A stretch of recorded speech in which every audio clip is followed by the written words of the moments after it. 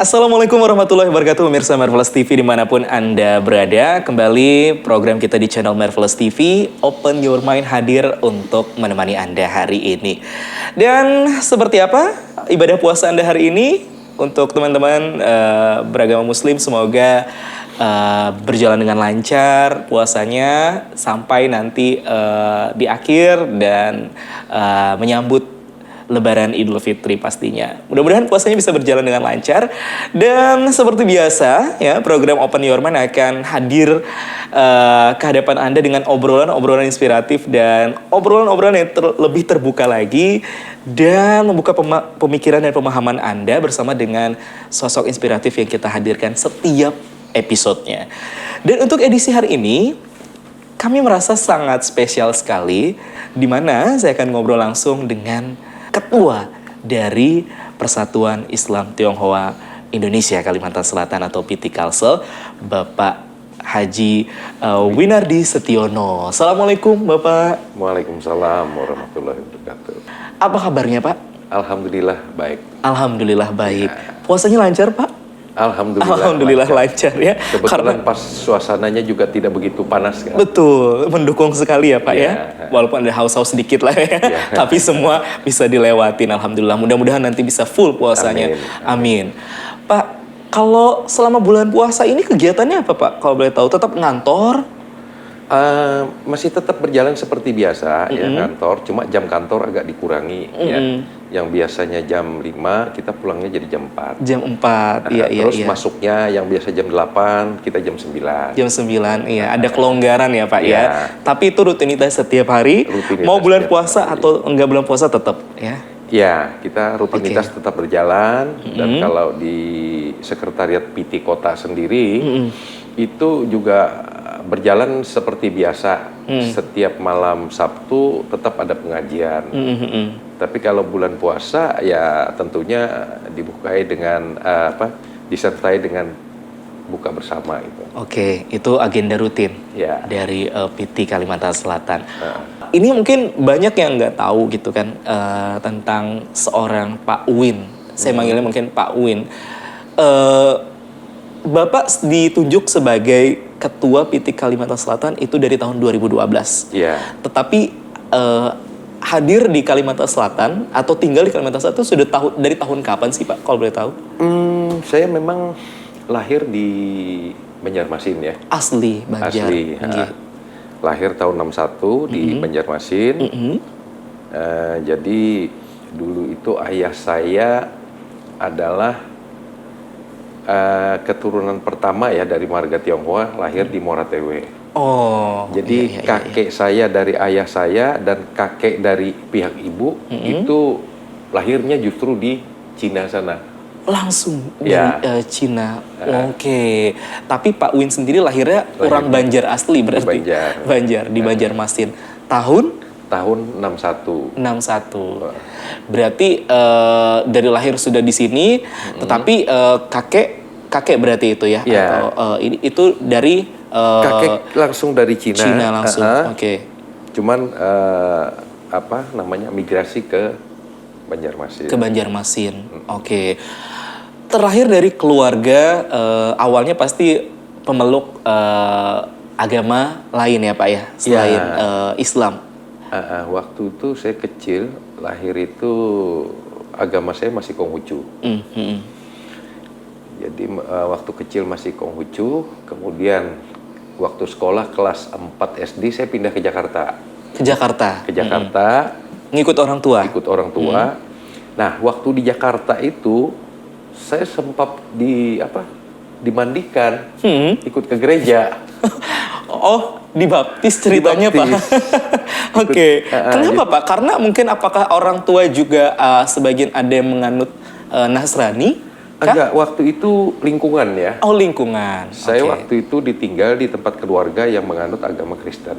Oke. Nah, jadi Bhinneka Tunggal Ika nih ceritanya Pak. Ada Konghucu juga. Jadi dipermandikan lah istilahnya ya. Iya. Itu. Saya tiap minggu tuh ke gereja tuh waktu itu. Tapi tidak berapa lama. Mungkin karena kelas 4 SD itu saya pergi sekolahnya pagi, pulangnya sore. Jadi mungkin di sana juga nggak sanggup, akhirnya dipulangkan lagi ke Banjarmasin. Ke Banjarmasin. Itu kelas 4 SD. Berapa lama sempat tinggal di Jakarta? Itu nggak lama kok. Dulu kan ada kuartal, 2 kuartal paling. Sekitar 2 kuartal, 6 bulan paling ya. 6 bulanan. Sekitar Oke. 6 bulanan. Akhirnya balik lagi ke Balik Banjarmasin sampai sampai SMA pun di Banjarmasin atau sempat Iya. keluar. Jadi sampai kelas 1 SMA saya di Banjarmasin, kemudian kelas 2 dan kelas 3 saya pindah ke Malang. Ke Malang. Ya, pindah Oke. sekolah. Oke. Kuliah juga. Kuliah juga sempat mendaftar di Malang, tapi karena tidak sesuai dengan apa yang dipilih, pulang saya. Pulang lagi ke Banjarmasin. Pulang lagi ke Banjarmasin. Oke. Nah, ini yang menarik sebenarnya, Pak.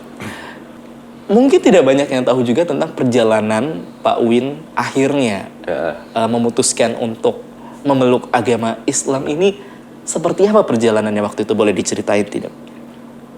Nah, saya kembali lagi setelah saya balik dari Jakarta. Kemudian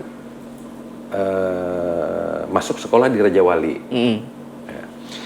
Dan tinggal di Pasar Lama di tempat kakek. Oke. Nah, waktu tinggal di Pasar Lama di tempat kakek ini, di seberang jalan ini ada surau, langgar. Oh, iya.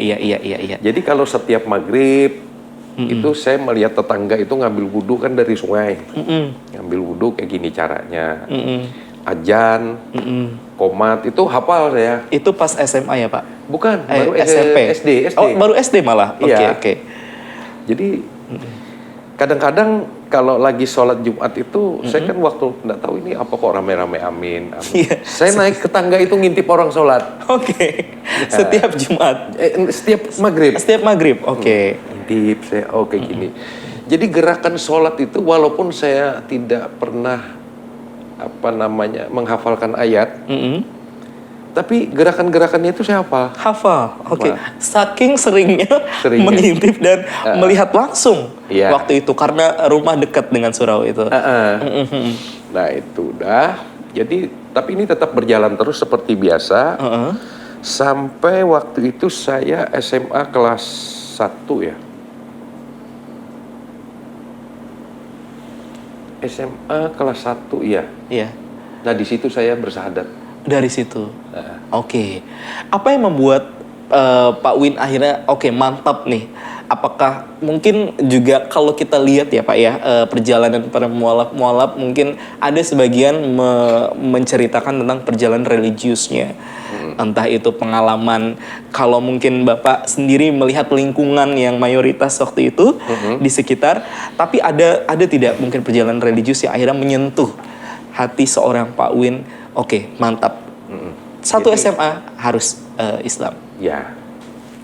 Jadi ketika itu saya spontan aja ya. Waktu saya bersahadat itu spontan aja. Itu disaksikan sama penghulu atau siapa ya, waktu itu ada di Pasar Lama, dia yang mengislamkan saya.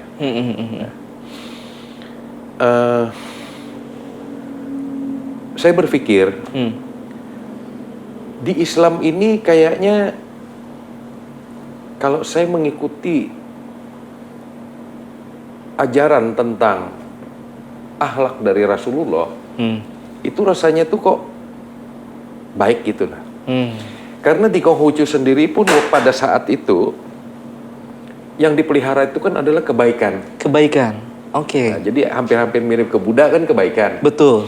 Nah, jadi kalau saya mempelajari, yang namanya Rasulullah itu adalah seorang yang super sekali tentang kebaikan. Oke. Nah, lalu menimbang lagi bahwa Islam itu adalah agama yang terakhir. Nah, jadi saya kaitkan lagi dengan elektronik. Pada saat itu ya. Iya. Jadi elektronik apapun juga, produk apapun juga, kalau itu dibuat itu otomatis setiap tahun diperbaiki, dan yang terakhir itu pasti yang terbaik. Oke. Oke. Yang terakhir itu pasti yang sempurna, pasti yang terbaik. Tapi jujur, ketika itu ya saya jatuh cinta kepada akhlak Rasulullah. Oke, itu yang Ya, mantap. walaupun dari lingkungan keluarga kita sendiri, ya, itu sangat menolak sekali dengan yang namanya Islam. Sudah pasti ya Pak ya? Pasti. Ada pertentangan itu. Ya, nah, jadi mungkin ya, kalau sekarang saya berpikir mungkin kalau ketika itu saya langsung melihat ke agama Islam, mungkin saya tidak akan mendapatkan hidayah itu. Oke. Ke agamanya langsung Ke ya agamanya Pak ya? langsung, Oke. mungkin saya tidak akan mendapatkan hidayahnya itu. Ya. Jadi justru saya memandang atau terinspirasi oleh Rasulullah. Oke. Apa yang orang bilang ahlakul karimah dari Akhlakul baginda karimah. Nabi Muhammad ya Pak ya? Iya. Itu yang akhirnya memantapkan Itu. hati seorang Pak Win. Nah, karena dari keluarga sendiri itu mencap bahwa Islam itu ya tidak begitu baik-baik, tidak begitu baik, dan bahkan mereka itu lebih rela mengizinkan keluarganya itu memeluk agama Kristen, Agama lain selain agama Islam. lain selain Islam. Oke, justru lebih ikhlasnya di Iya. situ. Oke. Jadi ketika saya tanya kenapa begitu, katanya Islam ini pengacau.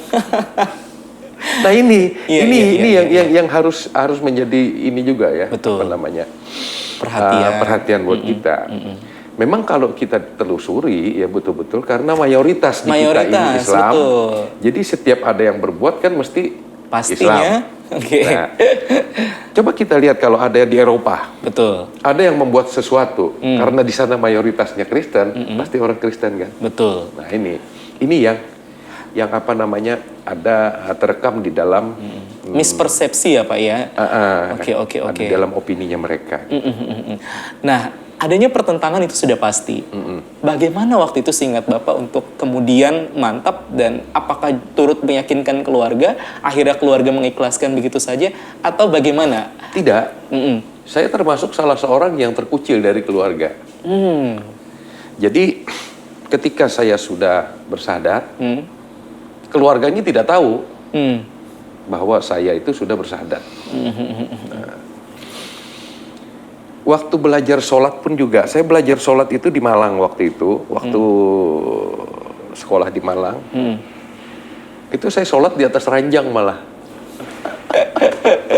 Waktu itu. Di atas ranjang. Karena kan di tempat kos itu kan lampunya cuma satu, Iya. ada di tengah. Jadi kan lampunya juga nggak terang lah, ya. Jadi kalau di atas ranjang itu kan jelas gitu loh. Jelas, ya. Nah saya gurunya adalah buku. Oh, langsung belajar di buku. Buku tuntunan sholat. Nah, jadi ayatnya tuh saya bacanya di situ. Jadi gerakannya saya gerakan sholat, tapi ayatnya saya membaca. Oke, bukunya itu ditaruh di Ditaruh di bawah. di sajadah ya. Iya, jadi kan matanya kan sambil begini, ngeliat. sambil membaca. Karena waktu itu mungkin belum hafal. Iya. Oke. Kalau ayat kan belum apa. Untuk sosok guru pembimbing yang membimbing atau menuntun untuk ke Islam masih ingat waktu itu Pak? Siapa? Tidak ada. Tidak ada justru. Oh, yang mengislamkan saya lupa tuh. Yang jelas beliau itu ustadz dari Pasar Lama. Pasar Lama. Tapi setelah itu untuk selanjutnya yang menuntun itu udah ada. Oke, ini murni benar-benar hati yang kemudian bergerak sendiri Iya. sampai akhirnya tadi sholat di atas kasur pakai buku tuntunan sholat. Iya. Oke. Jadi saya belajar sendiri sampai saya hafal ayat-ayat itu tadi ya, walaupun ayatnya cuma itu aja. Iya. Ya, hafal. Nah, lalu kemudian ada nambah ayat-ayat pendek sedikit saya nambah. Itu waktu di Malang. Di Malang. Nah, waktu balik lagi ke Balik Banjarmasin. lagi ke Banjarmasin, saya melakukan sholat itu secara diam-diam. Oke. Itu keluarga masih belum setuju atau masih Belum tahu. belum tahu? Oke. Jadi sampai waktu itu saya 81 saya bersahadat, 83 saya nikah. Nah, 83 nikah itu kita mengucapkan ijab kabul. Ya. Nah, itu pun juga keluarga masih belum tahu. Belum tahu. Belum tahu. Sampai saya punya anak, ada sedikit mencium-cium bau bahwa saya jadi apa? Ada kecurigaan nih. Kecurigaan. Iya. Sudah memeluk agama lain nih gitu. Ya. Nah, sampai pernah kejadian waktu itu saya sudah ngambil wudhu, sudah sholat, sudah ngangkat takbir saya, Allahu Akbar. Istri saya bilang, ada papa datang, berhenti saya sholat. Oke, berhenti. Keciduk nih ceritanya. Iya, tapi nggak ketangkap. Oke. Tapi berhenti. Tapi berhenti. Akhirnya ditemuin lah. Saya temuin orang tua kan, ya sudah ngobrol. Diinterogasi kah waktu itu atau? Enggak. Oke, enggak. Enggak, ya karena ya kita untuk arah-arah bau-bau ke sana itu nggak kita tunjukkan sama sekali. Jadi walaupun yang lain tahu. Nah, sampai waktu itu memang betul-betul tahu, wah itu betul-betul marah bapak saya, almarhum. Tahun kapan itu Pak? Seingat Bapak? Ya setelah saya punya Anak. satu. Tahu akhirnya. Wow, betul-betul marah dia. Akhirnya Pak Win juga jujur sama keluarga. Jujur. Tapi saya kan biasa orangnya itu tidak akan selesai begitu saja. Saya akan buktikan, dia bilang. Oke. Nah itu, saya akan buktikan. Iya. Membuktikan bahwa perkiraan Anda terhadap saya itu salah. Saya bilang sebenarnya. Okay. Perkiraan Anda terhadap Islam itu salah. Oke. Sampai akhirnya mereka mau menerima. Sampai akhirnya, singkat cerita, saya waktu itu datang ke tempat orang tua saya. Kebetulan waktu itu azan, zuhur. Beliau yang bilang, kamu enggak sembahyang? Oh ya, saya bilang sembahyang. Ambil airnya di belakang katanya. Oke. Wudhu kan? Iya. Selesai wudhu, tidak hanya di situ aja. Itu nanti ngadepnya ke sana lah katanya. Oh. Saya bilang, lu kok tahu? Iya. Ya biasanya kalau ada tamu datang sini, kalau mau sholat ngadepnya ke sana. Oke. Nah sampai akhirnya orang tua saya itu begitu sama saya. Oke. Akhirnya berada di titik yang justru menerima, Ya. tidak lagi yang sekonservatif itu dengan agama Islam, tapi benar-benar akhirnya mendukung pilihan putra. Bahkan saya yakin ketika itu sebelum meninggal itu saya yakin beliau itu kalau tidak memegang amanah daripada orang tuanya, saya yakin beliau pasti akan bersyahadat. Juga mengikuti jejak Pak Win. Oke. Ketika Pak Win sendiri itu berapa bersaudara Pak? saya ada 6. 6. Bapak yang ke? Saya paling tua. Paling tua. Yang ngikuti saya adik saya 2. 2. Udah meninggal dua-duanya tapi. Oke, Masya Allah. Berarti ada yang juga mengikuti jejak Pak Win. Ya. Oke. Nah jadi sampai sekarang ketika saat ini saya berpikir ternyata Rasulullah itu banyak pengikutnya. Bukan Islamnya. Bukan Islamnya. Tapi kebaikanlah yang membawa umat-umatnya itu. Seperti yang saya lakukan. Saya akan selalu melakukan hal yang baik. Tidak membuat onar, tidak membuat apa-apa. Di mata keluarga, saya tetap baik. Sampai akhirnya mereka terenyuh. Oh, itu ternyata upaya itu kuncinya di situ. Itu kuncinya di situ yang membuahkan hasil ternyata. Membuahkan hasil. Oke, misalnya kalau ada acara keluarga tetap datang ya Pak ya? Pasti datang kita. Oke, luar biasa. Kan biasanya kumpul-kumpul itu tiap tahun baru ya. Tahun baru kita tetap Imlek ya Pak ya? Imlek. Iya. Datang kita. Datang. Dan mereka juga ada adik saya atau orang tua waktu masih hidup, hari raya juga datang. Nah, ini yang namanya benar-benar toleransi yang kemudian dijunjung tinggi. Ya. Luar biasa. Dan satu kata kuncinya itu adalah memang apa yang diturunkan kepada Rasulullah itu memang memegang kunci yang paling kuat. Betul. Akhlakul mukarimah. Masya Allah. Itu yang akhirnya menjadi pegangan Pak Win sampai sekarang ya. Saya yakin itu kalau Islam di Timur Tengah maupun dimanapun juga ada. Kalau mereka semua memegang akhlakul mukarimah, seluruh dunia ini pasti akan Islam. Bersyahadat. Pasti. Masya Allah, luar biasa. Itu sedikit perjalanan Pak Win sendiri ketika memeluk Islam dan memutuskan untuk Islam yang mungkin saja tidak banyak orang yang tahu ya Pak ya. Apalagi momentumnya pas banget nih, bulan Ramadan ya, yang mana seluruh umat Muslim pastinya melaksanakan ibadah puasa di bulan suci Ramadan ini. Kalau ngomongin soal puasa, Pak, waktu Nah, awal-awal. ini dia. Saya dari tadi mau ngomong tuh. Oh iya, gimana tuh, Pak? Orang Tionghoa itu dibiasakan hidup dari kecil itu dengan perut kenyang. Nggak boleh lapar, dia harus kenyang. Karena begini, kalau seorang anak kecil, kalau perutnya kenyang, dia tidak akan masuk angin. Artinya dia akan lebih kebal terhadap penyakit. Iya. Justru orang tua zaman dulu bilang, ayo buruan makan nanti masuk angin. Ya kan? Ternyata seperti itu. Iya. Dan makan tuh harus kenyang. Ya, harus kenyang. Jadi artinya dicekoki makanan lah. Iya. Kalau nggak kenyang nggak berhenti. Nggak berhenti, harus kenyang. Iya. Jadi karena kita kebiasaan kenyang, begitu kita menghadapi puasa, Iya. itu kan, wah siksaan itu. Wah berat banget waktu itu ya Pak ya. Waktu awal-awal. Oh, berat itu. Jadi saya memulainya jujur aja terus terang. Puasa itu mulai 1/4 hari, bukan setengah hari. Oh iya. Karena apa sugestinya puasa Iya. itu kan udah lapar kan. Betul. Jangan kan Bapak, saya waktu kecil juga, tapi kecil ya Pak ya. Waktu kecil tuh dibiasakan setengah hari dulu. Jadi Oke. setengah hari, nah sampai sore. Besok nggak kuat. Udah. Besoknya lagi coba puasa. Kadang penuh, kadang setengah hari. Ya itulah. Iya. Nah, Namanya juga permulaan ya Pak ya. Iya. Itu waktu masih SMA berarti, awal-awal. waktu SMA bahkan itu sudah saya punya anak itu 2 loh. Oh, Tetap masih nggak kuat. Istri bagaimana waktu itu? Ya gimana kan, nggak boleh dipaksa kalau memang nggak kuat kan, ya kan. Oke. Nah, Oke. cuma karena kita niat, kita ingin belajar, ingin memaknai daripada puasanya apa sih sebenarnya. Ya, ternyata memaknai puasa itu untuk membuat kita sabar kan. Betul. Menahan nafsu, menahan diri. Nah itu kan kaitannya dengan akhlakul karimah tadi. Iya. Nah itu juga saya ambil sarinya. Nah saya coba nahan. Ternyata begitu kita sudah sampai pada titik nadirnya itu, ya biasa kok.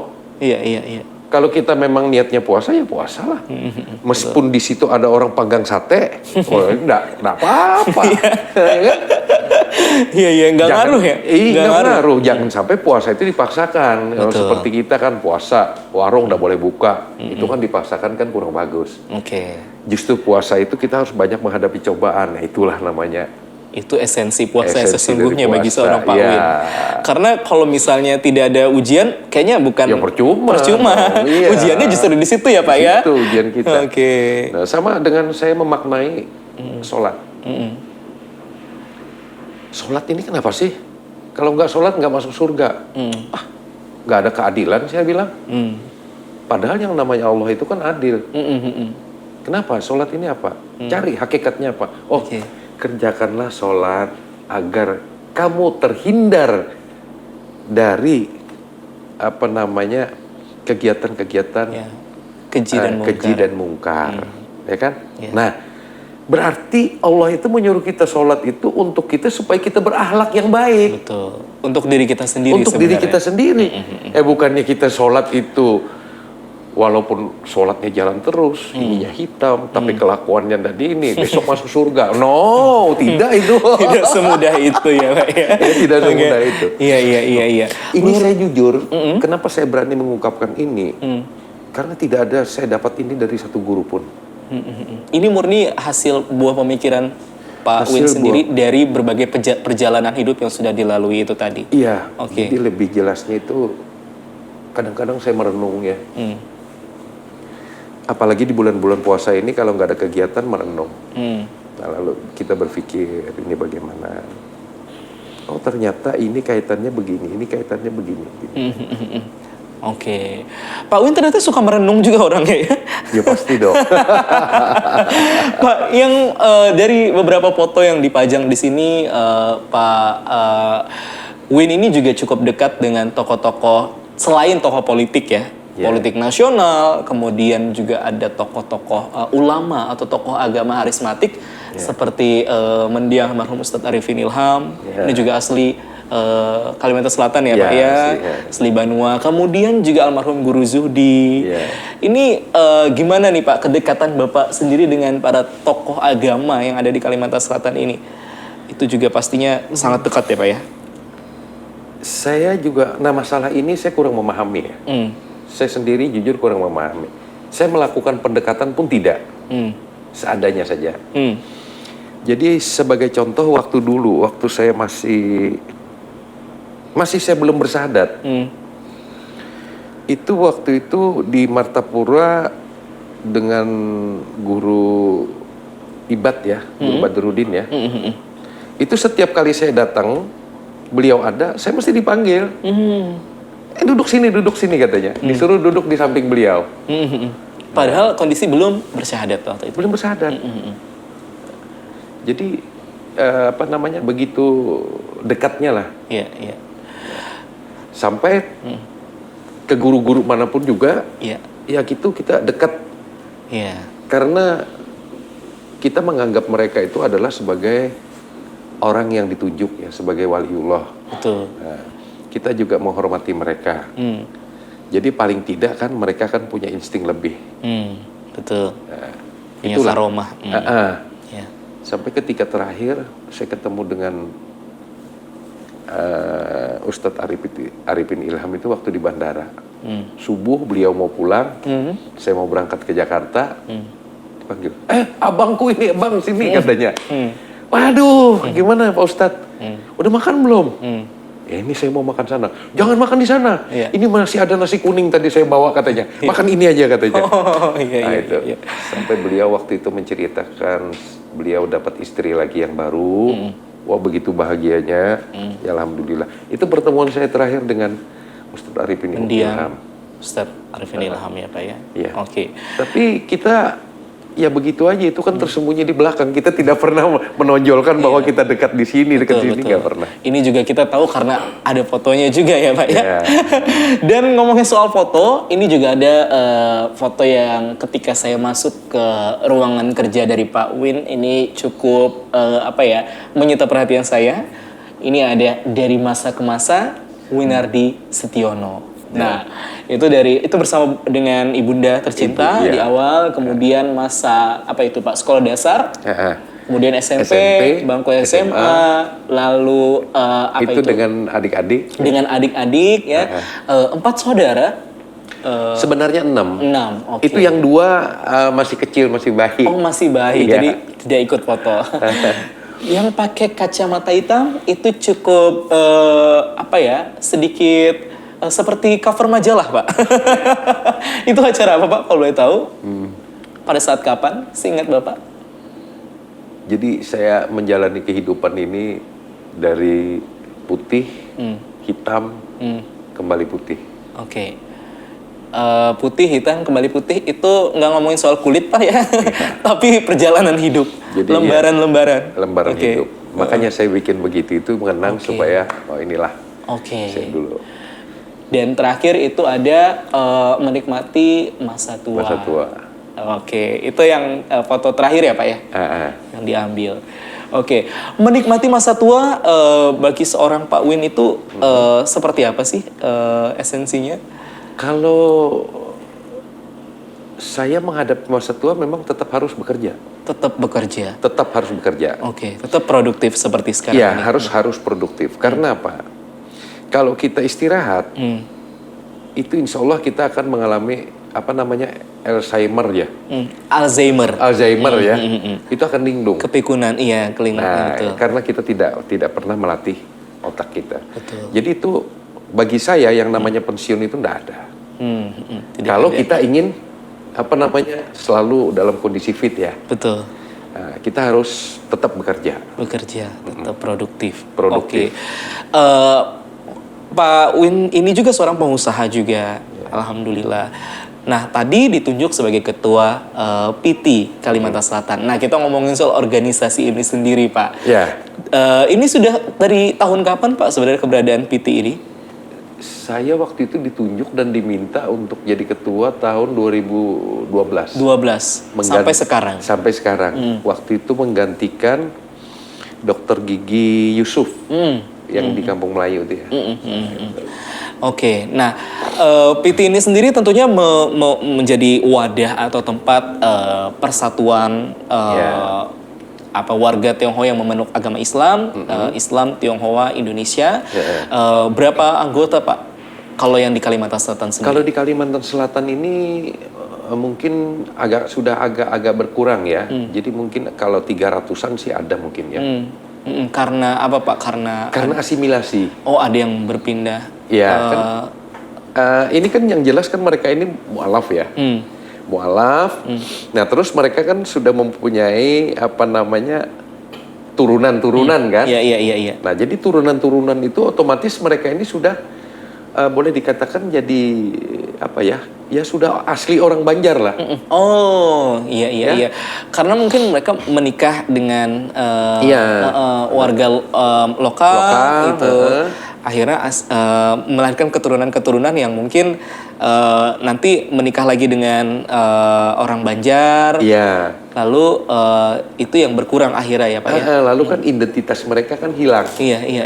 Yang yang terkait dengan marga itu kan hilang. Oke. Nah, jadi otomatis mereka sudah membaur di sini. Menjadi warga di sini. Iya. Nama. Nah, ini kalau ngomongin soal marga itu kan erat kaitannya dengan nama ya Pak ya. Betul. Bagi orang Tionghoa sendiri atau etnis Tionghoa, marga itu seberapa penting sih? Kemudian kalau ketika sudah menganut Islam, ini kan namanya kemudian berubah, disarankan oleh tokoh agama untuk kemudian mengadopsi nama-nama Islam seperti itu. Sebenarnya seberapa penting bagi etnis Tionghoa marga itu? Sebenarnya itu kalau untuk ukuran sekarang ini ya tidak merupakan sebuah permasalahan itu sebenarnya. Nah, cuman kita mengingatkan aja kalau kita masih tetap mempertahankan marga itu tadi, berarti kita ke depannya kita akan ada upaya untuk mengumpulkan keluarga-keluarga ini walaupun jauh. Oke. Gitu loh. Oke.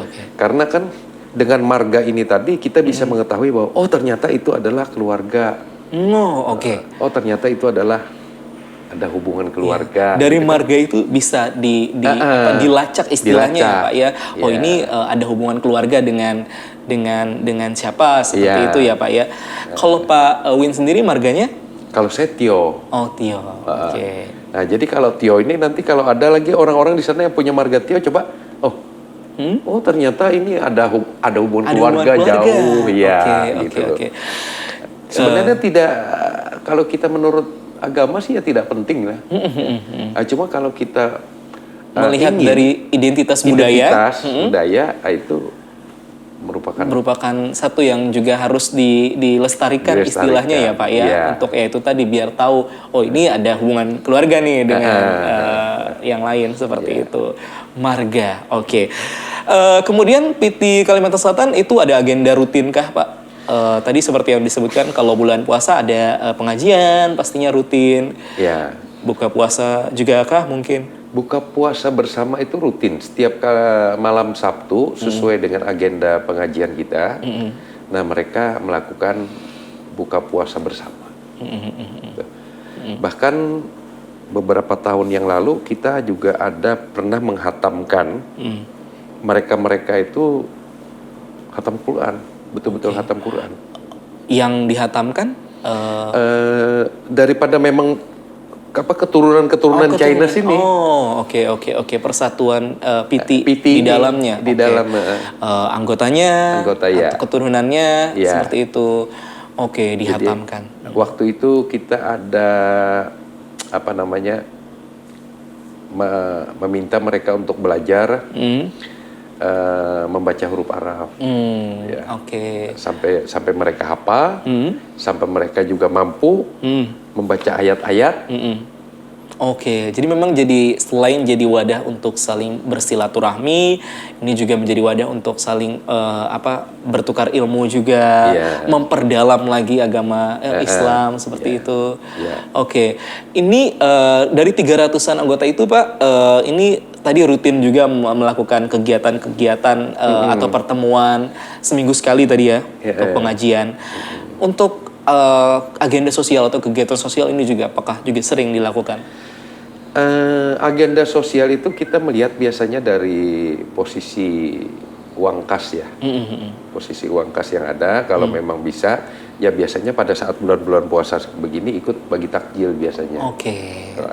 Iya. Karena yang namanya PT ini anggotanya ya boleh kita lihat apa namanya Backgroundnya? boleh kita lihat backgroundnya itu bahwa mereka itu betul-betul juga sama dengan duafa. Karena mereka kan otomatis kan dikucilkan dari Betul. keluarga, tidak ada Iya, mendapatkan iya. apapun juga. Iya. Jadi mereka dari nol itu. Oke. Nah, Nah, di bawah kepemimpinan dari seorang Pak Win, PT Kalimantan Selatan 3 periode ini, apa yang kemudian ingin Pak Win lakukan dari organisasi ini, harapannya untuk kemudian kemajuan atau mungkin, ya taruhlah mungkin kesejahteraan dari anggota PT itu sendiri? jadi begini, kita yang paling penting itu adalah pokok utama daripada PT ini ya. Itu bagaimana caranya membina mualaf-mualaf baru agar mereka tidak kembali ke agamanya. Oke. Itu adalah kunci utama. Betul. Ya. Nah, sedangkan untuk kemajuan dan lain sebagainya, masalah bisnis atau apa segala macam itu tergantung daripada pribadi mereka masing-masing. Jadi ujar orang Banjar itu cangkal kadanya mencari. Iya. Nah, kalau nya cangkal, nya pasti akan mendapatkan hasil. Betul. Tapi juga di bawah bimbingan dari ketua sendiri untuk kemudian mengarahkan anggotanya. Tapi pokok dari keberadaan organisasi ini adalah bagaimana mereka menguatkan keimanan mereka lagi untuk berada di bawah naungan PT. Karena yang menjadi apa namanya, yang menjadi PR buat kita itu kadang-kadang mereka ada melakukan pernikahan dengan orang-orang Melayu. Oh iya. Nah, yang mana kalau mereka melakukan pernikahan dengan orang-orang setempat, itu mereka kan harus mengikuti agama yang ada kan. Nah, kemudian bersahadat. Betul. Nah, jadi bersahadatnya itu hanya sebatas ikatan perkawinan. Iya. Formalitas lah istilahnya ya Pak ya. Iya. Nah, ini kita kan tidak tahu namanya jodoh umur kan. Iya. Begitu cerai atau begitu istrinya meninggal atau suaminya meninggal, kemudian mereka balik lagi ke keluarganya. Ke agama yang lama. Ya, nah ini yang kita sayangkan. Oleh karena itu, kita bagaimanapun juga kita akan berupaya menyambut mereka itu yang kita bina lah, supaya mereka mempunyai iman yang betul-betul kuat. Betul. Nah ini PR kita. Itu PR kita. Itu PR dari PT Kalimantan Selatan. Untuk dukungan dari pemerintah sendiri tentang keberadaan PT Kalimantan Selatan ini sejauh ini seperti apa Pak? Belum ada. Singkat, padat, dan jelas. Tapi itulah yang dirasa. Belum ada. Nah, kemudian harapannya nih ke depan, bagaimana? Kita sih sangat berharap pemerintah setempat juga ikut campur tangan dalam masalah ini ya. Karena jujur aja kita, seperti yang saya katakan tadi, sebenarnya kita ikut serta di dalam apa namanya mempersatukan bangsa kita sendiri ya. Agar tidak tercerai-berai dan kita melakukan edukasi kepada mereka agar mereka menyadari bahwa agama yang dianut itu adalah sebuah apa namanya pedoman untuk hidup untuk akhirat nanti ya, dengan lebih banyak mengarahkan kepada akhlakul mukarimah. Betul. Karena pelajaran akhlak itu aja sekarang di sekolah itu tidak ada sama sekali sudah. Iya. Ya. Untuk masa sekarang ini untuk ya Pak. Masa sekarang ini. Oke. Dan dengan keberadaan PT ini, mudah-mudahan itu akan terus digaungkan terus ya Pak ya, ditanamkan terus untuk para. Dan mudah-mudahan kedepannya itu bisa terlaksana pembangunan Masjid Cengho, yang mana itu nanti akan kita gunakan untuk apa namanya wadah berkumpulnya. Para mu'alaf itu di situ nanti. Masya Allah, luar biasa. Ini udah lama banget kita sebenarnya menunggu Pak untuk Masjid Cengho ini dibangun, karena peletakan batu pertamanya juga sudah lama banget juga ya Pak ya. Cuman tempatnya waktu itu kan tidak disetujui. Betul. Karena di pinggir sungai lokasinya kurang ini ya Pak ya. Kemudian kita sudah ada juga menawarkan titik lokasi baru dengan wali kota Ibnu Sina waktu itu, cuman juga tidak ada respon. Nah, ya nanti kita lihatlah ke depannya apakah kita nanti akan ke Pak Gubernur lagi atau ke Pak Wali Kota untuk mengusulkan lagi. Lokasinya di mana Pak yang ditawarkan baru-baru ini? Rencana kita meminta di Pekapuran ya, di belakang Mitra Plaza itu ya. Oke, di situ ya Pak ya. Karena identik dengan sungainya, kemudian perkampungannya juga bisa dibikinkan kuliner kan. Betul. Nah, untuk pariwisata lah. Oke. Mudah-mudahan bisa segera terlaksana ya Pak ya, Masjid Ceko. Dari namanya aja itu udah bisa kita tebak ini benar-benar sebuah akulturasi budaya yang jadi satu, Tionghoa, Muslim jadi satu, luar biasa. Insya Allah. Terakhir nih Pak, apa pesan Pak Win kepada warga atau mereka-mereka yang senasib, sepenanggungan dengan Pak Win, yang saat ini mungkin juga sedang berjuang juga, sama halnya sedikit perjalanan hidup Pak Win itu mungkin ada samanya, ada kemiripannya. Apa yang ingin Pak Win sampaikan kepada etnis Tionghoa Muslim khususnya yang ada di Kalimantan Selatan? Yang pertama itu ya, kita untuk memperkuat keimanan ya kita harus memahami tentang komunikasi kita dengan yang punya dunia. Ya. Jangan misalnya kita melakukan sholat hanya sekedar menghafalkan bacaannya. Betul. Itu kan juga bingung itu disampaikan kemana. Terus yang kedua, untuk kepentingan kita pribadi, itu berlaku hukum dari Anda untuk Anda. Jadi apapun yang kita perbuat, itulah yang kita dapatkan. Iya. Nah, dengan harapan berlakulah seperti Rasulullah. Ya. Karena Rasulullah adalah panutan. Betul, suri tauladan sebaik-baiknya kita. Ya. Jangan kita mengikuti jejak Rasulullah, tapi kelakuan kita macam-macam dan menghalalkan segala cara. Wah, itu saya rasa akan buram dunia. Oke, itu pesan Pak Win untuk seluruh warga Tionghoa yang alhamdulillah sudah menemukan jalan Islamnya. Tetapi yang paling penting adalah bagaimana memupuknya ya Pak ya. Memupuknya. Biar insya Allah semakin kuat. Seperti itu. Sekali lagi terima kasih Pak Win atas waktunya. Dan sehat terus ya Pak ya. Salam untuk keluarga di rumah. Dan mudah-mudahan juga Pak Win selalu diberikan kesehatan untuk memimpin PT Kalimantan Selatan. Dan organisasi lainnya juga.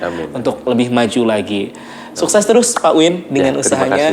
Terima kasih atas waktunya. Ya, Assalamualaikum warahmatullahi wabarakatuh. Waalaikumsalam warahmatullahi wabarakatuh. Baik, tidak terasa pemirsa MerVelas TV, kita sudah berada di penghujung program Open Your Mind untuk edisi hari ini.